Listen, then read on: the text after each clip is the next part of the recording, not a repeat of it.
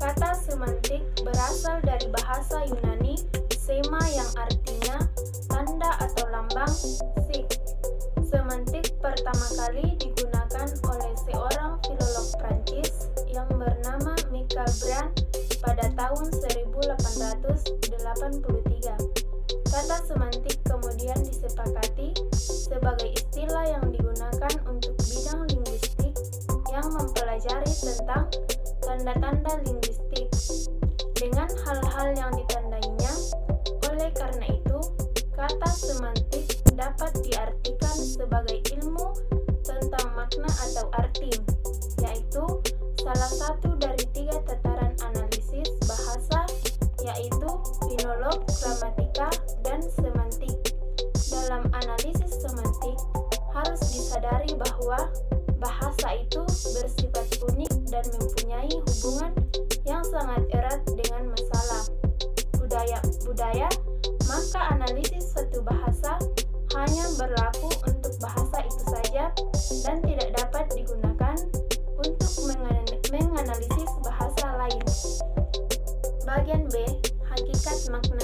Menurut teori yang dikembangkan dari pandangan Ferdinand de Saussure, makna adalah pengertian yang dimiliki atau terdapat pada tanda linguistik.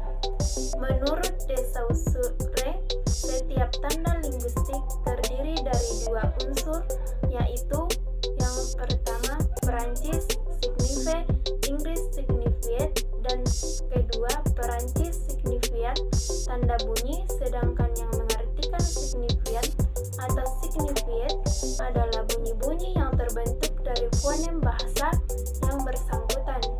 Setiap tanda linguistik terdiri dari unsur bunyi dan makna, yaitu unsur dalam bahasa intralingual yang biasanya merujuk pada unsur luar bahasa ekstralingual. Dalam bidang semantik, istilah yang biasa digunakan untuk tanda linguistik adalah leksem, yang lazim didefinisikan sebagai kata atau frase yang merupakan satuan bermakna. Bagian C, jenis makna. Yang pertama, makna leksikal dan makna gramatikal. Leksikal adalah bentuk adjektif yang diturunkan dari bentuk nomina leksikon. Satuan dari leksikon adalah leksem, yaitu satuan bentuk yang bermakna. Makna leksikal diartikan sebagai makna yang bersifat leksikon, bersifat leksem, atau bersifat kata. Contohnya, setiap bangun tidur, ibu menyuruhku meminum air putih hangat. Pada kata minum mengandung makna leksikal. Makna gramatikal adalah makna yang hadir sebagai akibat adanya proses gramatika, seperti proses afiksasi, proses reduplikasi, dan proses komposisi. Contohnya, proses afiksasi awal ter pada kata angkat dalam kalimat batu seberat itu terangkat juga oleh adik, melahirkan makna gramatikal. Dapat yang kedua, makna konotatif dan makna denotatif. Makna denotatif pada dasarnya sama dengan makna referensial, sebab makna denotatif lazim diberi penjelasan sebagai makna yang sesuai dengan hasil observasi menurut penglihatan, penciuman, pendengaran, perasaan, atau pengalaman.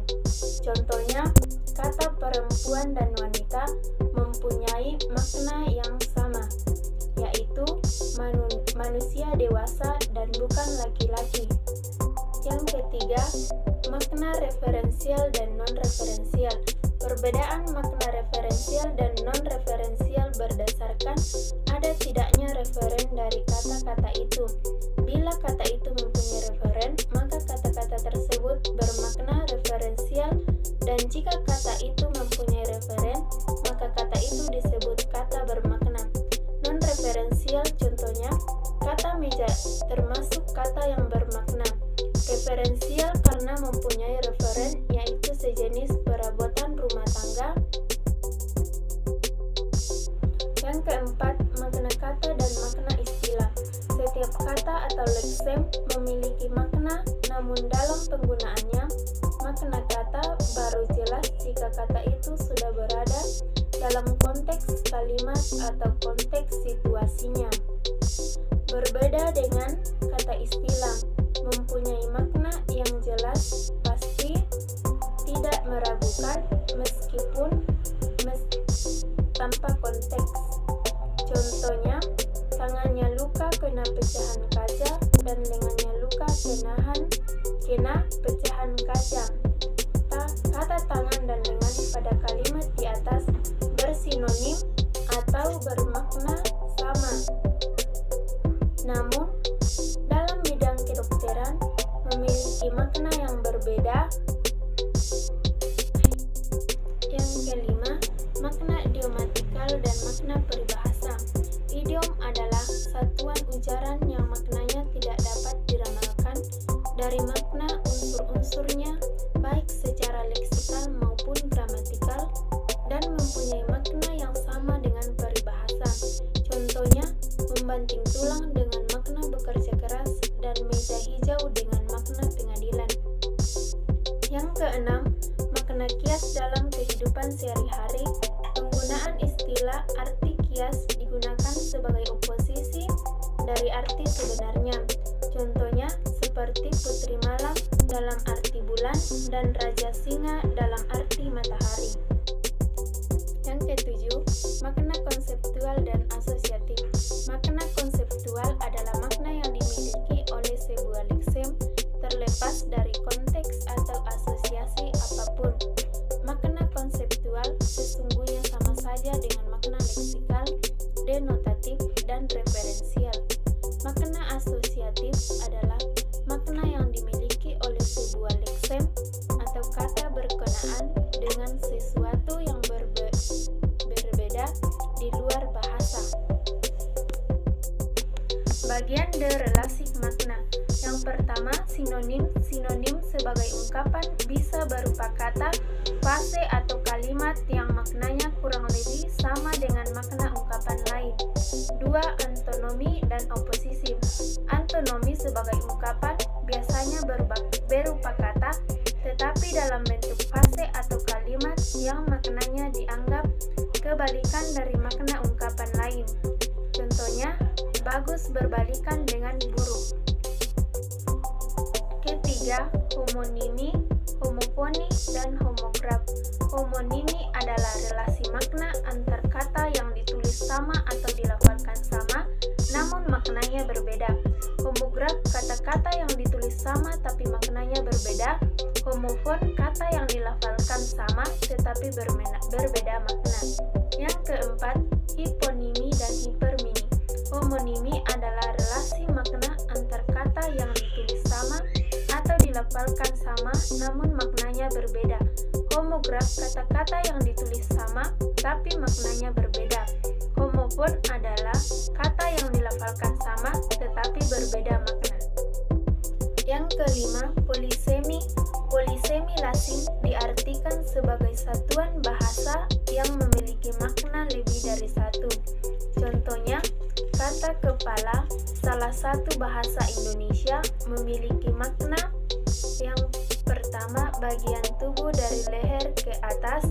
Kedua, bagian dari suatu yang terletak di sebelah atas atau depan merupakan hal yang penting atau terutama seperti pada kepala suku, kepala meja, dan kepala kereta api. Ketiga, bagian dari suatu yang berbentuk bulat seperti kepala, seperti pada kepala paku dan kepala jarum. Yang keenam, ambiguitas. Ambiguitas atau kalimat sebab sering diartikan sebagai kata yang bermakna ganda atau mendua. Arti, contohnya frase buku sejarah baru dapat ditafsirkan sebagai buku sejarah itu baru terbit. Buku sejarah itu berisi sejarah Saman Batu. 7. Redundansi. Istilah redundansi sering diartikan sebagai berlebih-lebihan pemakaian unsur segmental dalam bentuk suatu ujaran. Penggunaan kata di dianggap sebagai sesuatu yang redundansi. Yang kedelapan, meronomi. Meronomi adalah relasi makna yang memiliki kutipan dengan hiponimi karena relasi maknanya bersifat hierarkis namun tidak menyiratkan perlibatan searah. Contohnya, atap bermeronomi dengan rumah.